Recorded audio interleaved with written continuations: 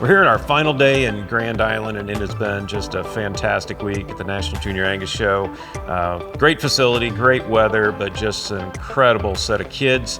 Just such talent on display. We've had 37 states represented, over 600 young people, bringing 1,130 head that we checked in throughout all the different shows.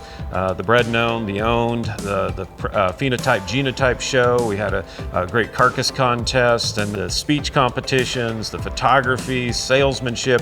It's just been a fantastic week with just some incredible kids showing off all of the hard work on their projects that they've worked on this summer.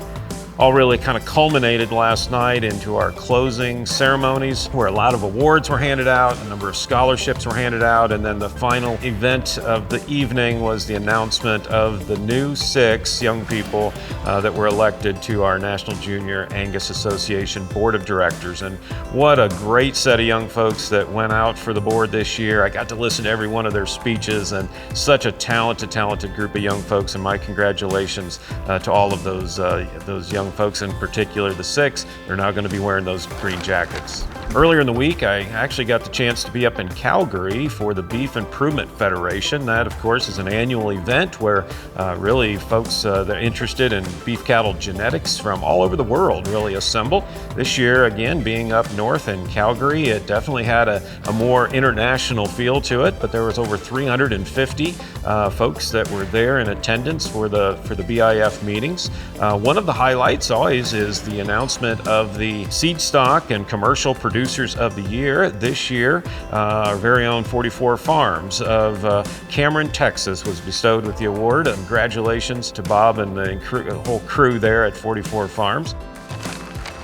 In the summer season, from a commercial producer standpoint, I know there's always an eye to the video sales. A lot of cattle are traded on the video sales, and that really always sets the pace and tone for how cattle will typically sell throughout the rest of the year. So excited to see the growth and the adoption of the AngusLink program, Angus Verified, and the genetic merit scores. We're going to have more cattle enrolled here through these last few months than any time in the history of the program. We're seeing incredibly strong demand for cattle that are Angus verified, those that are sired by registered Angus bulls, and those also that have the genetic merit scores, where we have a genetic description of those cattle. Cattle feeders are really starting to pay attention and looking for those further validation of genetic merit.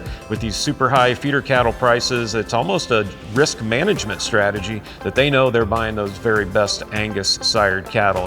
So as we look down through the rest of the summer, always going to have a lot of great Angus activities that are going to go on as we move in. A couple things to note, inventory reporting. If you've not looked into whole herd reporting, we sure encourage you to do that. It's a great way. We've seen continued adoption to that program. The future, we're looking at the end of the summer for the release of the Functional Longevity Research EPD, and those that are enrolled in inventory reporting will have that available to them.